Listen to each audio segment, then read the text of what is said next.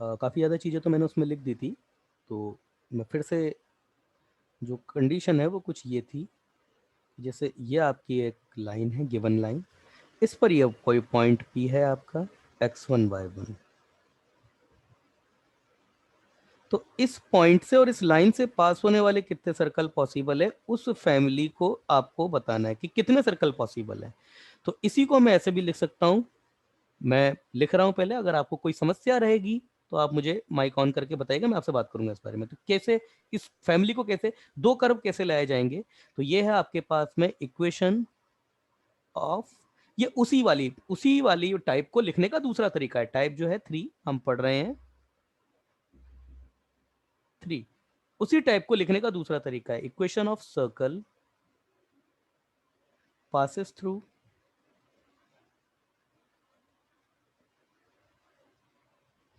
point of intersection, point of intersection of line and point circle।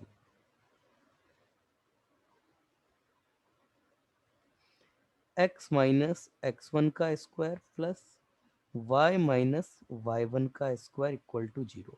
अब इस line का और इस सर्कल का इंटरसेक्शन हो रहा है, तो ये बात तो कंफर्म हो गई ना कि ये वाला पॉइंट आपका लाइन पे ही होगा, तो ये भी वही चीज हो गई। अब आपके पास में क्या हो जाएगा, आप ही बताइए। तो s आपका क्या है, x माइनस x1 का square plus y minus y1 का स्क्वायर इक्वल टू 0। या फिर s को ऐसे भी बोल सकते हो आप, x square plus y square minus 2g(x1), मतलब माइनस 2x(x1) प्लस माइनस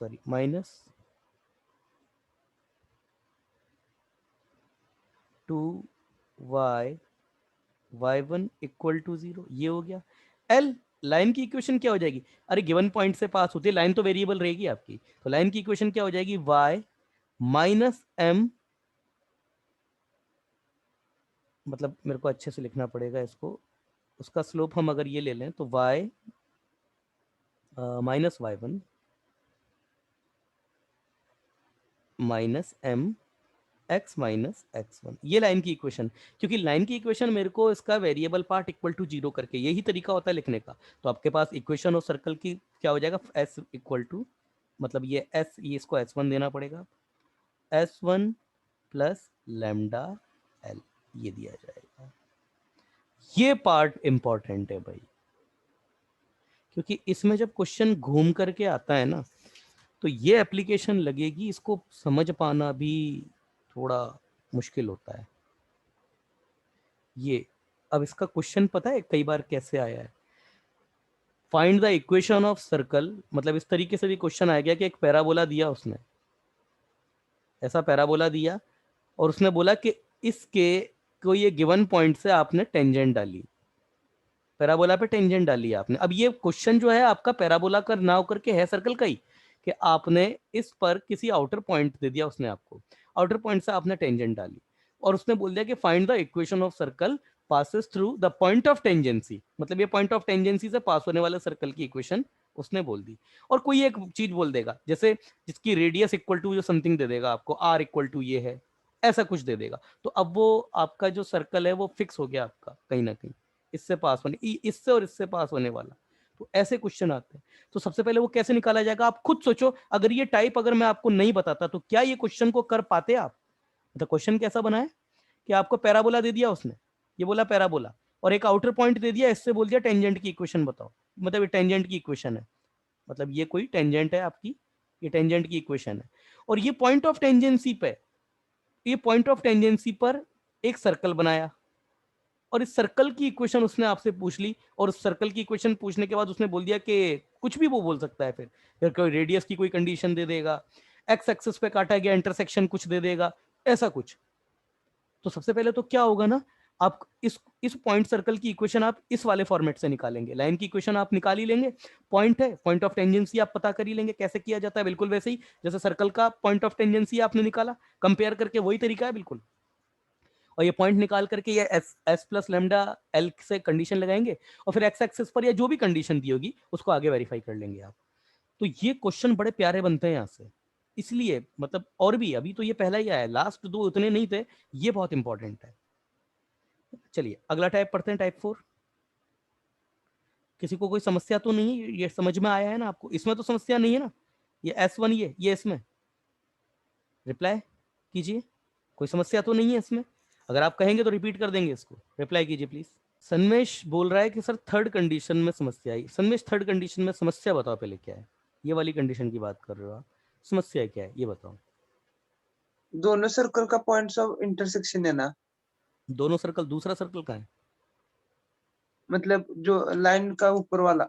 हाँ ठीक है, लाइन का ऊपर वाला मतलब, हाँ ये वाला सर्कल, ये तो यही सर्कल है ना, ये तो यही सर्कल है। अरे बेटा इधर देखो, इधर देखो, ये पॉइंट सर्कल हो गया, बोलो हाँ। ये पॉइंट सर्कल हो गया, बोलो हाँ। यस ठीक है, यस। इस पॉइंट सर्कल से पास होने वाली कितनी लाइन पॉसिबल है? इनफाइनाइट। वो कैसे आएंगी? एम अलग अलग हो हाँ जाए ना सबका, एम अलग अलग हो जाए, हाँ, स्लोप स्लोप अलग। स्लोप अलग अलग हो जाए, पॉइंट तो फिक्स है, स्लोप पॉइंट फॉर्म से भी बात करें तो स्लोप अलग हो जाए, तो उसके लिए क्या मुझे एम को वेरिएबल नहीं लेना पड़ेगा क्या? लेना पड़ेगा। बस वही बात है, तो मैं वही तो कह रहा हूं आपसे। तो ये आपका ये है, ये एम आपने वेरी रखा। अभी बोलो क्या समस्या है? अब समझ आया लाइन से। समझ में आया ना? यस। चलिए तो फिर आगे चलें अब। Yes sir. चलिए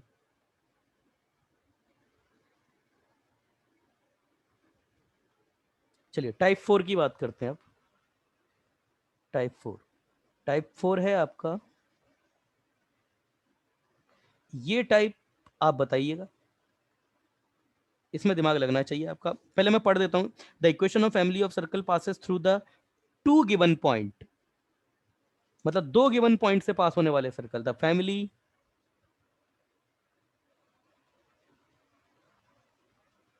ऑफ सर्कल, इसके क्वेश्चन बड़े प्यारे बनते हैं।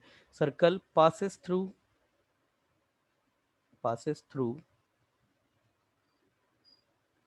To given point.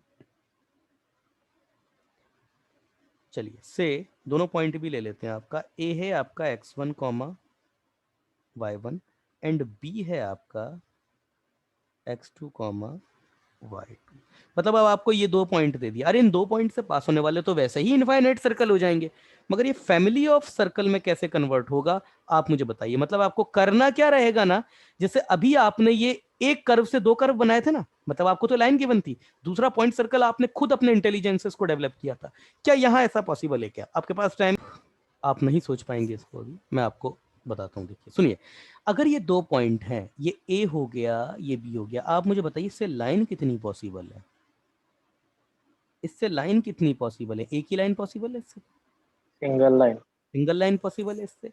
मैं ये बोलता हूं कि इस इन दोनों पॉइंट को लेकर के मैं क्या कोई सर्कल बना सकता हूँ? फाइनाइट सर्कल बिल्कुल बनाया जा सकता है। जैसे इस पॉइंट से मैंने फाइनाइट सर्कल बना दिया था, इस पॉइंट से फाइनाइट सर्कल क्यों नहीं बना सकते? दो पॉइंट से पास होने वाला फाइनाइट सर्कल एक ही कंडीशन में पॉसिबल है, जब दोनों सर्कल एंड्स ऑफ डायमीटर हो जाएं, तभी पॉसिबल है। बोलिए ना, दो पॉइंट से पास होने वाला सर्कल फिक्स हो जाए, ये तभी पॉसिबल है जब दोनों पॉइंट आपके डायमीटर के एंड हो जाए। तो मैं क्या करूंगा ना, मैं ये बोल दूंगा कि ये दोनों जो एंड है ये डायमीटर के एंड है, ये जो दोनों है ये आपके पास एंड्स ऑफ डायमीटर है। और अगर ये एंड्स ऑफ डायमीटर है तो इस सर्कल की इक्वेशन क्या हो जाएगी? आप बता सकते हैं क्या सर्कल की इक्वेशन एंड्स ऑफ डायमीटर में? एंड्स ऑफ डायमीटर में सर्कल की इक्वेशन कितनी हो जाएगी? x माइनस x1, ये बता चुका हूं मैं, x minus x2 plus y minus y1 into y minus y2, ये हो जाएगी। तो लाइन, डायमीटर फॉर्म। हाँ ये डायमीटर फॉर्म है ये उसकी। और लाइन की इक्वेशन को, हमको दो पॉइंट से पास होने वाली लाइन की इक्वेशन को हम लिखेंगे डिटर्मिनेंट फॉर्म में, x y y1, ये x1 y1 1, x2 y2 1 equal to 0। ठीक है, तो यहां हमारे पास, यहां जो हमारे पास है वो क्या हो जाएगी, हमारे पास फैमिली ऑफ कर्व की इक्वेशन कितनी हो जाएगी, s equal to s plus lambda l equal to 0। ये s1 देना पड़ेगा इसको ना, तो कितना हो जाएगा s आपका, x minus x1 into x minus x2, diameter form लिखवाई हुई है, चेक कर लेना, यही होती है y minus y1 into y minus y2 plus lambda x y1 x1 y1 1 x2 y2 1। ये सब क्यों करना पड़ रहा है? क्या सर 2 पॉइंट से पास होने वाले सर्कल को हम सीधा सीधा ही नहीं लिख सकते थे क्या? 2 पॉइंट से पास करा दें, जी और एफ को और सी को x1 और y1 की फॉर्म में निकाल दे। यस, ऐसा किया जा सकता था। मतलब मैं सर्कल की इक्वेशन लिख दूं, x square plus y square plus 2gx plus 2fy plus C equal to 0। x1 से y1 से सेटिस्फाइड करा दूं, x2 y2 से सेटिस्फाइड करा दूं, तीनों इक्वेशन को सॉल्व करके g को भी x1 y1 x2 y2 की फॉर्म में निकाल दूं, f को भी x1 y1 x2 y2 की फॉर्म में निकाल दूं, c को भी निकाल दूं, तो लिख दूं। पहले तो सोचो वो दिखेगा कितना अच्छा, उसको निकालोगे वो भी यही आएगा। मगर हमको, क्योंकि फैमिली कर्व, जब हम फैमिली ऑफ कर्व की बात करते हैं तब हमेशा 2 कर्व का इंटरसेक्शन लेकर के तीसरे कर्व को डेवलप करते हैं, हमेशा यही है। तो आपको गिवन कंडीशन से 2 कर्व डेवलप करने पड़ेंगे, मैंने वही किया है। ठीक है ना, ये दिमाग सिर्फ इसलिए ही इतना लगाया गया है। क्लियर है आपको? रिप्लाई कीजिए प्लीज, रिप्लाई कीजिए, क्लियर है ये वाला यस फॉर्म? सर। चलिए अगला है आपका equation of circle. Equation of circle of circle,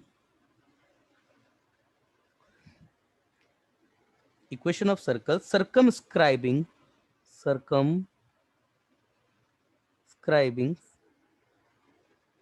circumscribes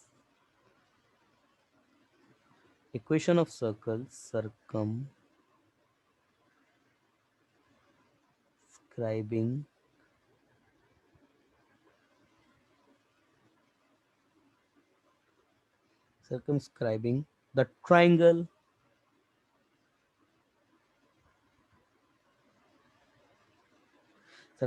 the triangle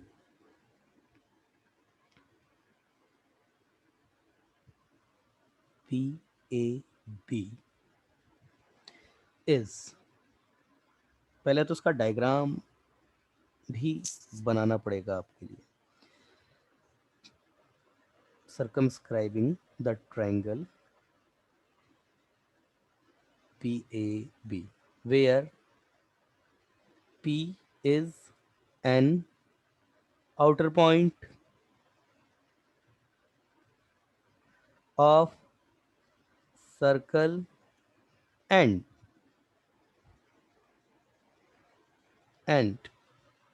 A and B are point of tangency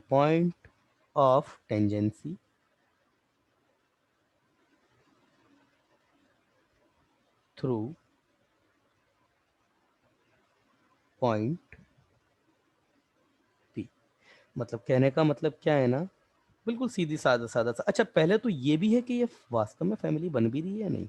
इसे बेटा ये सर्कल हो गया, ठीक है, ठीक है ना, ये पॉइंट आपका P हो गया। अब यहां से आपने 2 टेंजेंट प्रोपागेट करी है इसके ऊपर, तो एक टेंजेंट तो ये हो गई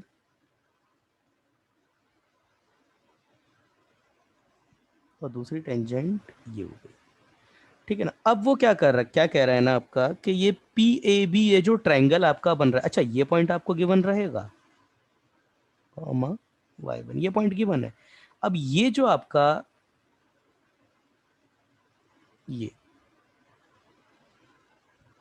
ये आपका इस पॉइंट का, ये आपके -g, -f है ना। ये अब PAB ट्रायंगल की ही अगर वो बात कर रहा है तो ये पॉइंट जो है आपका वो A है और ये पॉइंट है आपका B।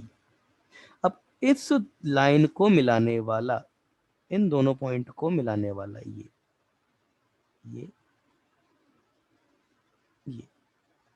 भाई ये है आपके पास में ट्राइंगल, ये x1 y1, ये a है, ये b है। इस ट्राइंगल को सर्कमस्क्राइब करने वाले ट्राइंगल की आप मुझे बताइए इक्वेशन क्या होगी, बताइए क्या होगी, कोई भी बच्चा, कोई भी, क्या होगी इस सर्कल की इक्वेशन क्या होगी जो पी ए बी को सर्कमस्क्राइब कर देगा? ये फैमिली ऑफ सर्कल है या एक फाइनाइट सर्कल है? फर्स्ट ऑफ ऑल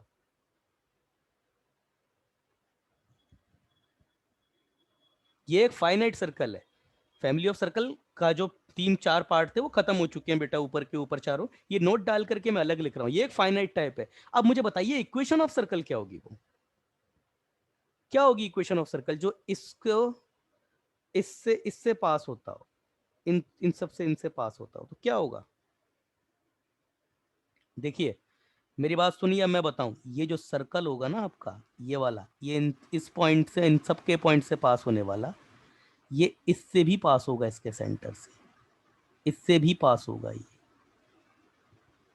इसको इससे पास होना पड़ेगा, इससे पास होगा। अरे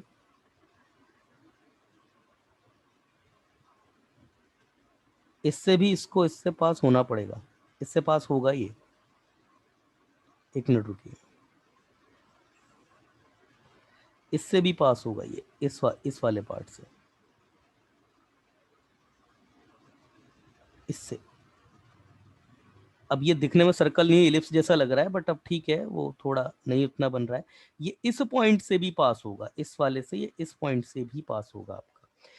और ये जो होगा, अगर ये इस पॉइंट से ना बेटा पास हो गया ना, तो फिर आप ये भी जानते हैं कि ये क्या है, ये कौन सा पॉइंट है, ये क्या है, ये एंगल, ये वाला,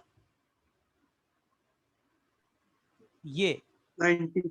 ये 90 डिग्री का एंगल है। और अगर ये 90 डिग्री का एंगल है तो फिर क्या हो गया, ये अगर 90 डिग्री का डायमीटर। एंगल है तो ये डायमीटर फॉर्म से, ये पॉइंट और ये पॉइंट डायमीटर फॉर्म से, डायमीटर फॉर्म आपकी क्या होती है, इस x1 y1 और x2 y2 are the end of diameter, then the equation of circle are x minus x1 plus x plus G, x G तो आपका जी है, plus y minus y1, y minus y1 into y plus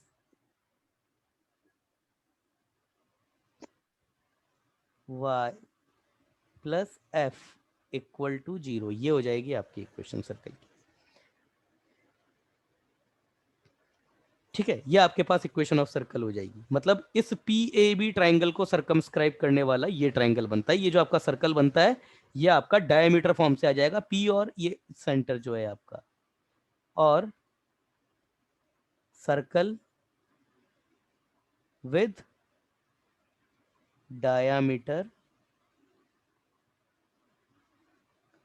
PC. I hope clear है अब आपको। चलिए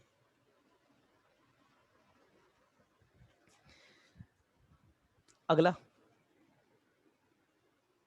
B,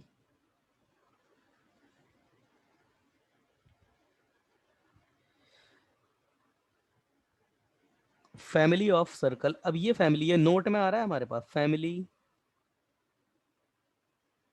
of circle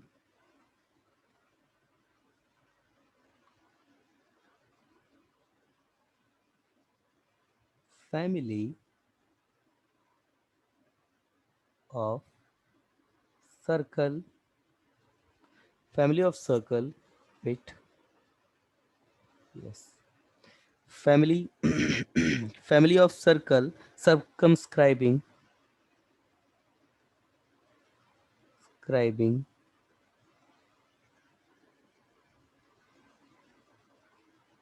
a triangle, circumscribing a triangle whose sides are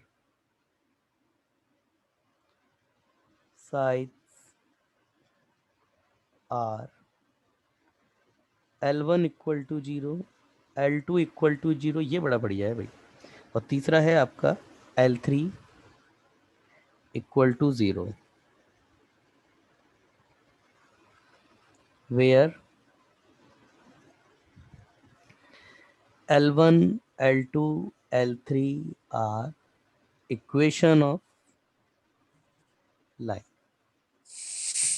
चलिए, कहने का मतलब क्या, ये लाइन हो गई, मान के चलो, वैसे ये दूसरी कुछ ये लाइन हो गई, और तीसरी आपकी कहीं भी और भी, जैसे ये कोई लाइन हो जाती है, मान लो ये L1 है, ये L2 है, और ये L3 इक्वल टू 0 है।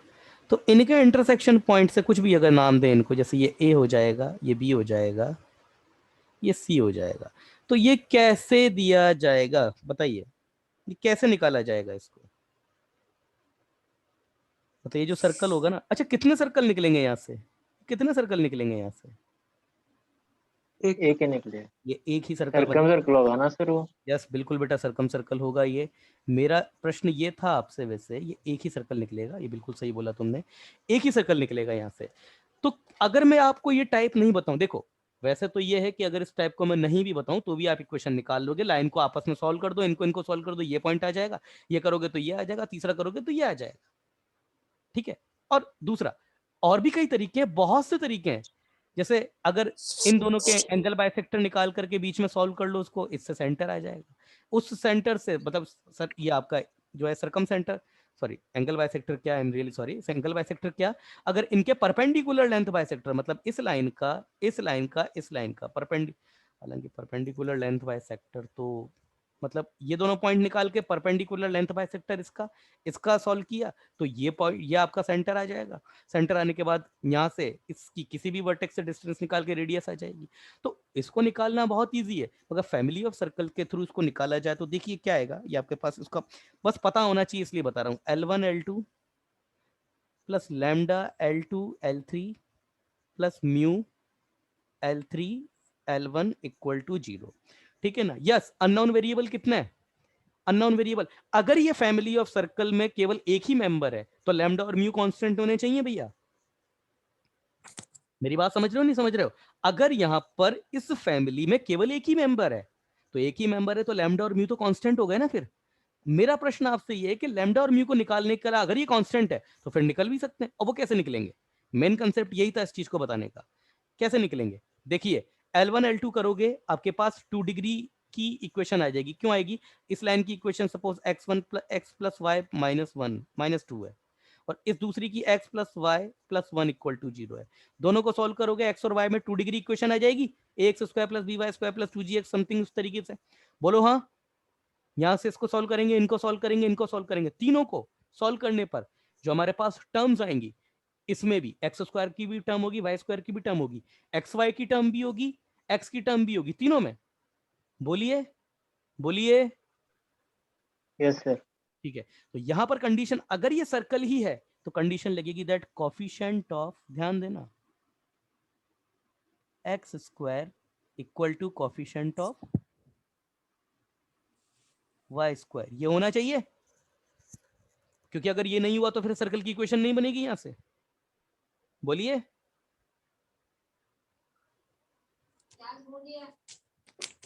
बोलिए, इक्वल टू 0, ये है भैया आपके पास, ये दो कंडीशन है आपके पास में, और ये दो कंडीशन से आपके पास लैम्डा और म्यू दोनों की वैल्यू आ जाएगी। तो एक तरीका ये भी है इसको निकालने का, ठीक है ना, सिर्फ याद रखने के पर्पज से मैंने बता दिया है, याद रखिएगा, ठीक, याद रखने के पर्पज से सिर्फ बता रहा हूं मैं आपको, ठीक है। चलिए अगला, टाइप, मतलब नोट में ही टाइप क्या है, नोट ही है, सी, माइक बंद करो अपना, जो बच्चे का माइक चालू रह गया। चलिए अगला है जो हमारे पास, इसका type C,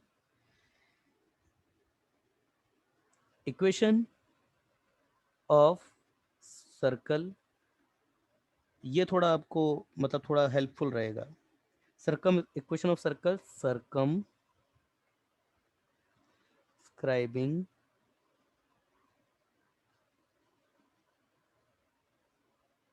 a quadrilateral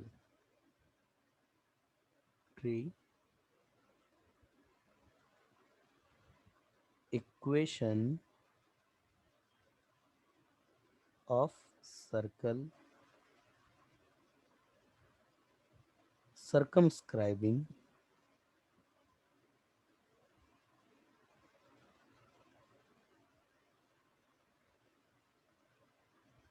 circumscribing quadrilateral whose sides are वही L1 equal to 0, L2 equal to 0, L3 equal to 0 and L4 equal to 0। भैया सिंपल सी बात है, कोई बहुत बड़ा इसमें तो ऐसा है नहीं, ये एक हो गया, ये दो हो गया, ये तीसरा आपका कुछ ये हो जाए और चौथा आपका ये हो जाए। मैंने जानबूझ के इतना एरिथमेटिक सा बनाया है। ये A B C D। आप मुझे बताइए, अगर इससे पहले तो मुझे बताइए क्या इससे कितने सर्कल पॉसिबल है, या सर्कल हमेशा पॉसिबल है, ये बताइए, बताइए इससे कितने सर्कल एक ही पॉसिबल पॉसिबल होगा। इससे? एक ही सर। नहीं, यहां देखो मेरी बात सुनो, हर क्वाड्रिलेटरल साइक्लिक नहीं होता है, और ये सर्कमस्क्राइब करने की अगर ना बेटा बात कर रहा है तो कुल मिलाकर के ये बोल रहा है कि ये जो सर्कल, ये जो क्वाड्रिलेटरल है, ये आपका साइक्लिक होना चाहिए। कौन साइक्लिक होना, मतलब साइक्लिक क्वाड्रिलेटरल होना चाहिए, बोलिए। Yes sir. तो इसका मतलब Yes. पहली चीज तो देखो, होगा तो एक ही होगा, मगर जीरो भी हो सकते हैं। समझ में आया? होगा तो एक ही होगा या फिर जीरो भी हो सकते हैं। तो इस इक्वेशन को कैसे दिया जाता है, पहले हम वो देख लेते हैं कि L1 L2 plus lambda L3, L1 L3, अरे सॉरी L1 L3, किसी को भी 1 2 3 मार्क कर सकते हो आप, plus lambda L2 L4 equal to 0। L1 L3 plus lambda L2 L4 equal to 0। Yes, यही होगा। अब ये तो हो गया देने का तरीका, यहां पे फिर से वही कंडीशन लगेगी, दैट कोफिशिएंट ऑफ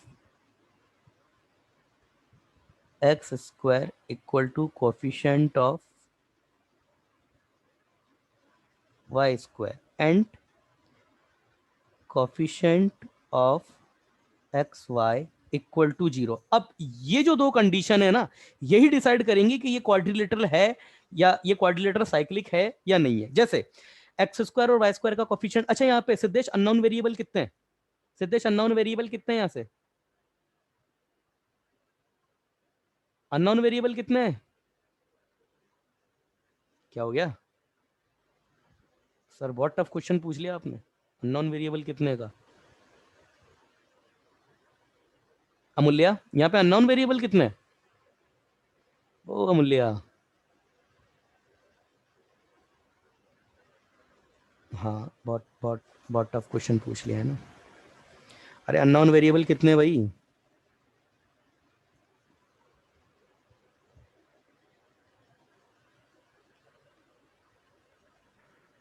क्या मेरी आवाज नहीं आ रही है क्या आप लोगों को प्रॉपर?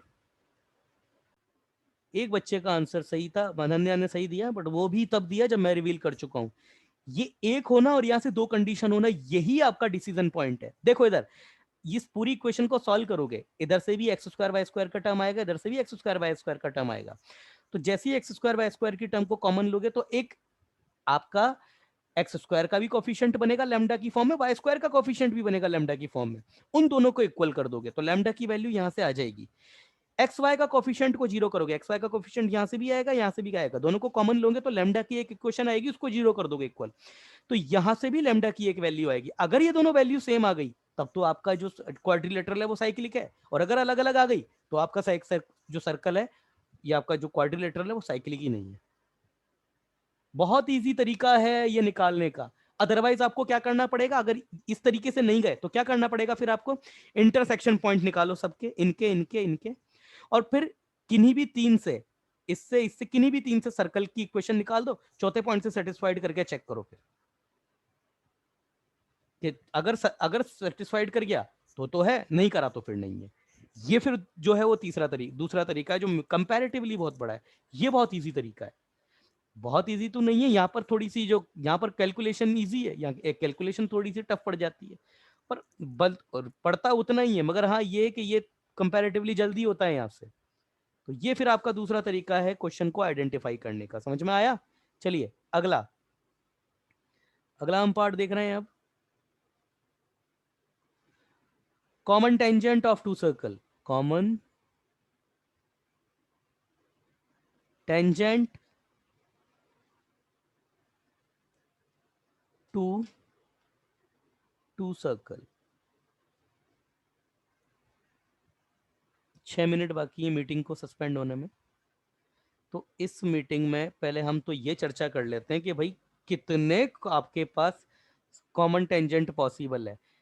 देखिए सर्कल के बीच में कॉमन टेंजेंट कितनी पॉसिबल है ये सर्कल की पोजीशन पे डिपेंड करता है। जैसे अगर मैं बोलूं ये आपके दो सर्कल हैं अलग अलग, अब आप ये इनके सेंटर्स हो गए यहाँ पे, अब आप मुझे बताइए इसके कितने कितनी टेंजेंट पॉसिबल है कॉमन? 4। एक तो ये हो गई, 2 दो 4 कैसे हैं भाई, 4 हैं। एक तो ये, एक ये हो गई, मतलब थोड़ा सा ऐसे जा रही है, उसको थोड़ा बेटा ऐसा समझना। एक ये यहाँ, ये इधर हो जाएगी, और एक ये इधर हो जाएगी। 4 4 पॉसिबल टेंजेंट। बच्चे का मैसेज आया किसी का, सर मीटिंग में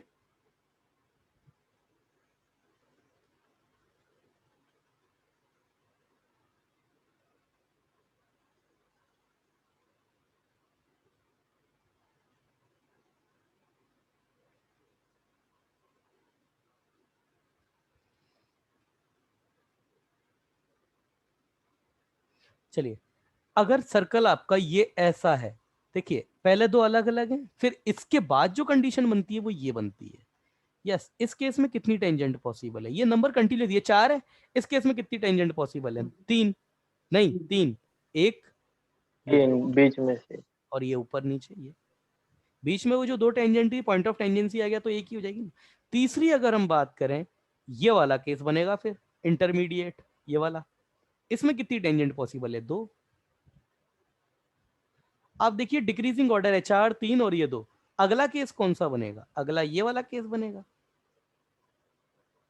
1, और अगला ये केस बनेगा फिर, इसमें कितनी है? 0। तो 4, 3, 2, 1 और ये 0। ठीक है ना? अब ये समझना तो खैर कोई बड़ी चीज नहीं थी, ये तो समझ में आ गया। समस्या ये है कि इस कंडीशन को जनरलाइज कैसे किया जाए। भाई सर्कल की इक्वेशन को देख करके तो ये नहीं पता पड़ेगा ना कि चारों में से, पांचों में से केस कौन सा बन रहा है। तो देखिए कैसे इस चीज को आइडेंटिफाई किया जा सकता है। पहले मैं लिख देता हूं।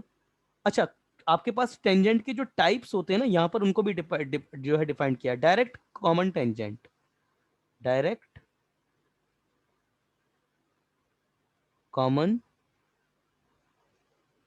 टेंजेंट। अब डायरेक्ट कॉमन टेंजेंट क्या होती है वो देख लेते हैं। ये चैप्टर अब खत्म होने की कगार पे ही है आपका। Direct common tangent, direct common tangent is a tangent touching two circle. Direct common tangent, tangent are tangent, are tangent touching to circle, to circle, touching to circle at different point, at different point, at different point, and not intersecting, and not intersecting, not intersecting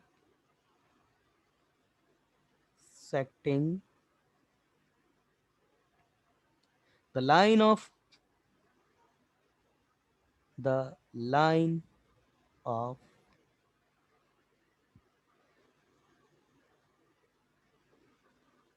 the line of joining